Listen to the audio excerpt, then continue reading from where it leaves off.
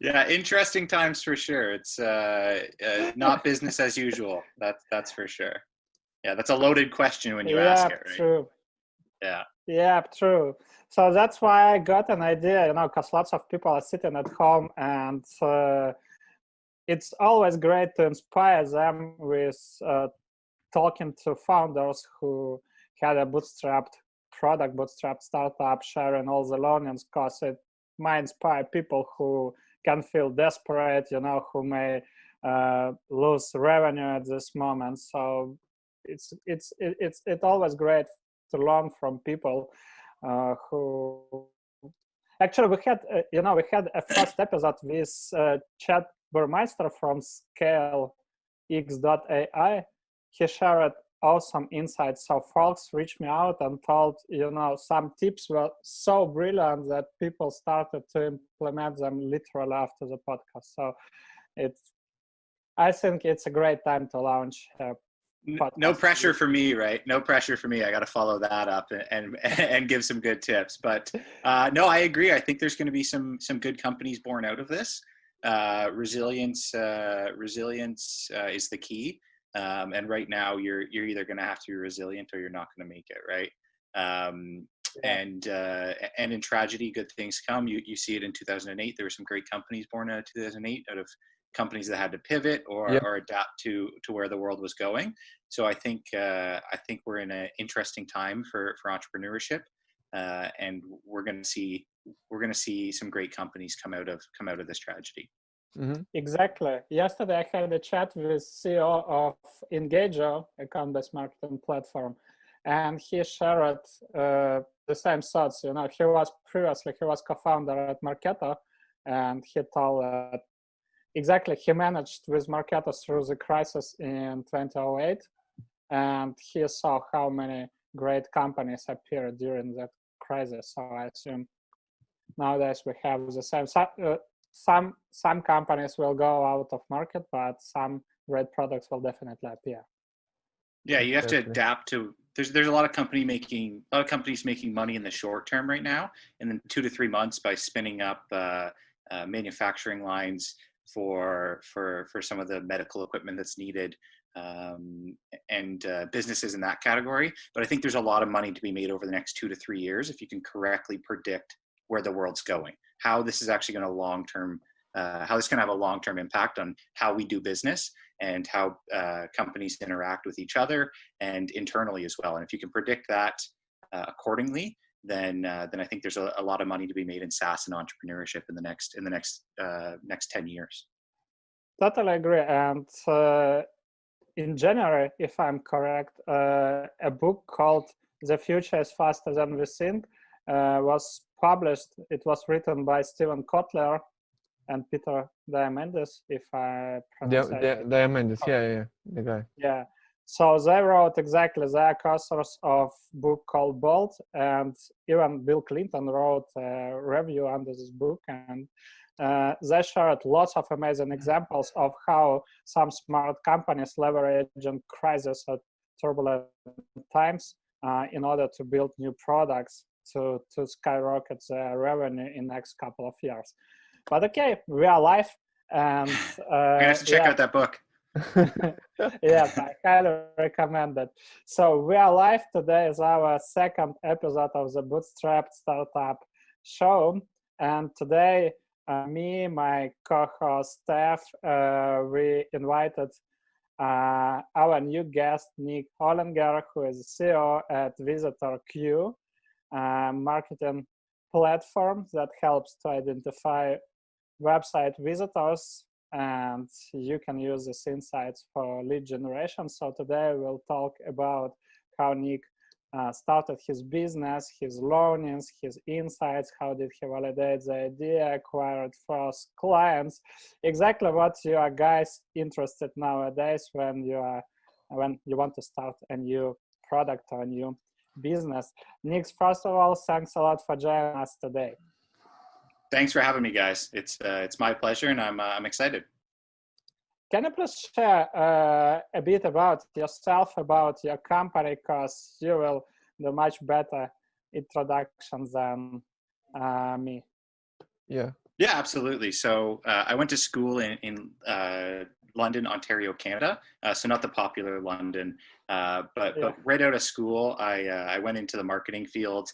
In the marketing field, about a year and a half, 2 years in, I saw an opportunity to identify 90% of website visitors that don't convert, and we started playing around with this idea.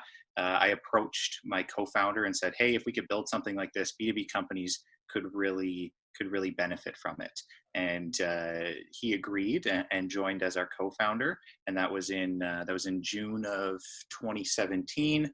And then after going through a private and public beta all the way up until April of 2018, we actually had a full product to launch. And what the product does is it via IP address reversals identifies the companies visiting another company's website. So if you sold commercial fleet lines to companies, you would want to identify the ones that were on your website and didn't convert. That way you can follow up and say, "Hey, did you move on to our competitor? Can I sell you a commercial fleet line?" So in layman's terms, that's what we do. We've had some good success with it. It's been a fun project, and I guess the premise of this is that we are bootstrapped. We haven't taken any VC funding. It's been a hogposh of different funding that we've taken. I can definitely go through that with you guys if it's of interest with you later on in the show. But yeah, in my spare time, I'm also the game day director for the London Knights, which is one of Canada's most popular hockey teams, which is a really fun job for me. So game days, I get to direct a team of 20 to 30 people, and everything you see off the ice is essentially me and my team. So really fun job. Cool. The spare time that I have. I didn't know this fact about. Cool. I was wondering, what are core markets? I mostly sold in Canada and US because, you have competitors in Europe, well-known companies as Leadfeeder and Albacross. And before I reached you out, I have heard several times about your product, but it's not probably, let's say, it's not so well known here in Europe.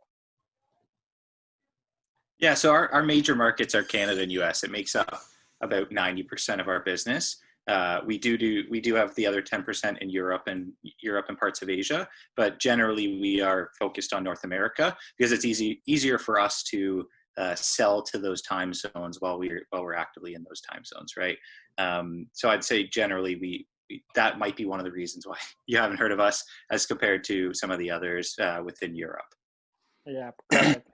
What's the team size? How many? So team size is 4 full-time and 3 part-time.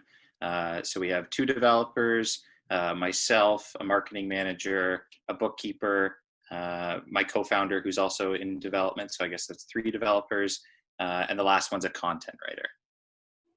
Okay, got it. Are you a distributed company or everybody is located in Canada? Actually heavily distributed. So we have one office. It's in London and it houses 2 of us. So there's a co-working space and we rent 2 desks there. And then everyone else is remote. So 2 Ukraine, 1 working from London that's remote, 1 working from Seattle that's obviously remote, and then 1 from Stratford, Canada as well that's obviously remote. So going into COVID-19, we didn't have the headache of moving everybody remote. We were a majority remote team as is. Cool. Let's touch the first stage of visitor queue growth. I was wondering how to validate the idea, because nowadays lots of people are talking about great ideas, but ideas without validation and actual implementation means nothing. So they still stay as just dreams. So what were your first steps? How did you validate this idea? So I guess it's a 2 or 3 part validation process for us. So coming from the marketing and sales background, I asked, would this work for me? Would it provide value for me in my role? And that was one of the validations. And once I could, and that was obviously easy for me to convince myself. So if you're a startup founder right now and you're only asking yourself, I recommend asking other people as well. So what we did was we launched a private beta where I went out to people in my network and I asked 10 to 15, I think it was about 15 that jumped on the private beta. I said, you're in the marketing field, you sell B2B, will you beta test VisitQ for us and validate at the end, would you actually pay for something like this? If you had the budget and the stars aligned. And we got yeses across the board for that. So then we said, okay, let's validate against a larger client base. And that's when we pushed into a public beta. And we had about 300 to 400 accounts sign up with us. And we then asked them, hey, which of you would actually convert to a paid subscription? Because the validation really comes, you can build something and give it away for free. That's not validation. If someone signs up for a free product, that's not validation. Yeah. I would recommend that you ask them, are you actually going to buy the product? Because you might think, and in my shoes, we could have thought 300 to 400 accounts is validation, but that's a free beta, a free product that we're giving to people. So I wouldn't count that as validation. If you give anything away for free, it's very hard to validate that someone would actually pay for it in the long run. Nick, I have a question. How did you get? How did you reach out to these 400 people in the public beta? Yeah, so a lot of it was product hunt. I would say majority, okay. And it's not even worth mentioning the other channels that we tried at that point. But I would say a majority of them were product hunt, and actually will mention one other. I do recommend product hunt if you're launching a product and you want to get some testers right away. Product hunt's great for that. There's definitely some tactics to launching on there to help you get more. And we still see some signups from our launches 2 to 3 years ago that are coming from product hunt. So the other one I will mention is a tool called Built With. I don't know if you guys have played with Built With. What it allows you to get is a user database and a user list of everybody that uses a particular software. So we would target similar softwares or softwares that sold to similar markets as us, and we'd send out an email blast to those people, following local email laws, of course. Got it. And did you have an MVP when you launched on Product Hunt, or what was the product stage? So we rushed development. I'm not going to say I'm one to cut corners, but I'm one to push it out there and see what people like, what people don't like at the bare bones. So we did push out an MVP, and I will say it's probably 20% of what we have now. And we've built it up over the last 2 years to where it is now. But yeah, we did push out when we launched on Product Hunt, and when we first announced the company, we did have a rough MVP that people could utilize. Got it.